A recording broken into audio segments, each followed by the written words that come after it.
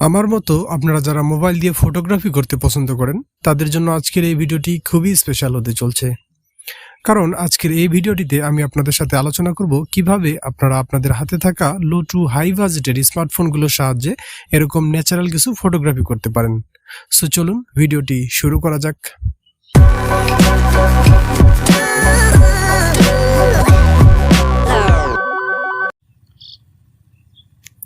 So বন্ধুরা, এরকম natural photography করার জন্য আপনাদের একটি অ্যাপের প্রয়োজন হবে। অ্যাপটির নাম হলো Gcam অথবা গুগল ক্যামেরা বলা হয়।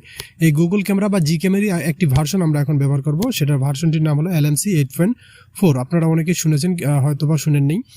তারপরেও আমি ভার্সনটি বলে দিলাম, আপনারা এই ভার্সনটি ব্যবহার করবেন। এই ভার্সনটি অ্যাপটির লিঙ্ক আমি ভিডিও ডিসক্রিপশনে দিয়ে রাখবো, আপনারা সেখান থেকে ডাউনলোড করে ইনস্টল করে নেবেন। আমার অলরেডি ইনস্টল করা আছে।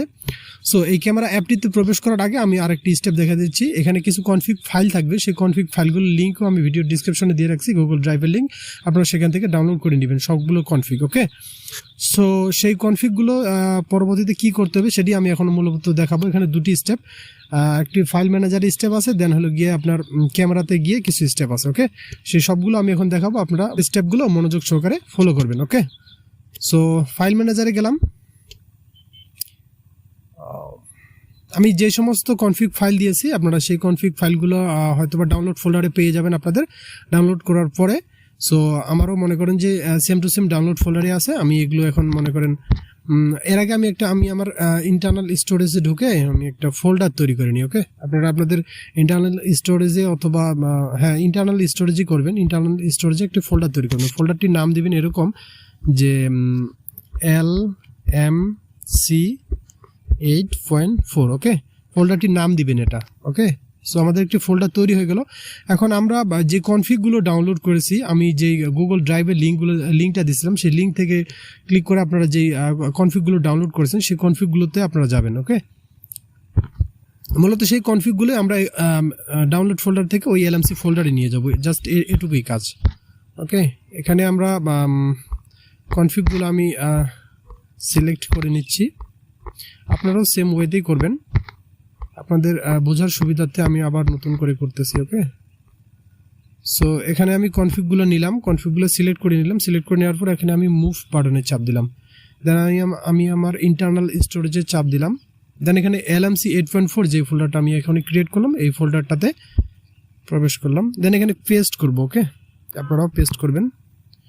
সো LMC8.4 সব এই ফোল্ডারটাতে সবগুলো আমার কনফিগ চলে আসলো। ওকে, দেখেন ইন্টারনাল স্টোরে LMC8.4 সবগুলো কনফিগ ফাইল আমার চলে এসেছে।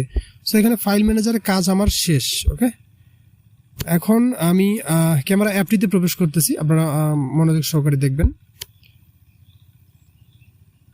সো সবগুলো পারমিশন দিয়ে দিবেন, অ্যালাও, ডান। সো ক্যামেরা অ্যাপটি এরকম আসার পরে আপনারা এখানে কিছুই করতে হবে না, জাস্ট এখানে আমি কিছু ফটোগ্রাফি করছেন, ফটোগ্রাফি আপনারা দেখতে পাচ্ছেন। এই ফটোগ্রাফি সাইনের সাইডে একটু চাপ দিবেন, চাপ দিলে দেখতে পাবেন, ডবল ট্যাপ করবেন। যে আমার এই যে একটা নিচে ফটোগ্রাফি সাইন দেখতে পাচ্ছেন, আমি এখানে অন্য কিছু অ্যারো চিহ্ন দিয়ে আপনাদের দেখিয়ে দিব।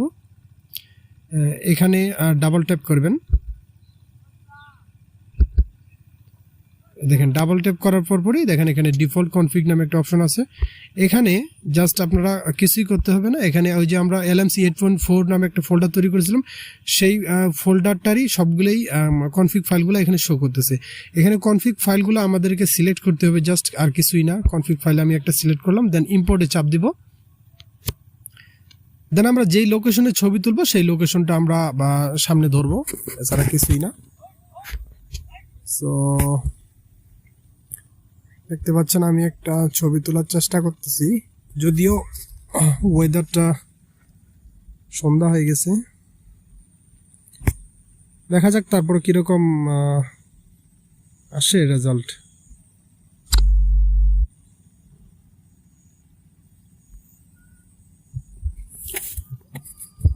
সো বন্ধুরা দেখেন মোটামুটি একটা রেজাল্ট আসছে। এছাড়াও আমি এই ভিডিও তৈরি করার আগেই দুপুরবেলা আমি কিছু ফটোগ্রাফি করে রাখছিলাম, সেই ফটোগ্রাফিগুলো আপনাদেরকে দেখাবো। সো এটা ইনস্টলেশন প্রসেসের সঙ্গে আপনাদের দেখাইলাম।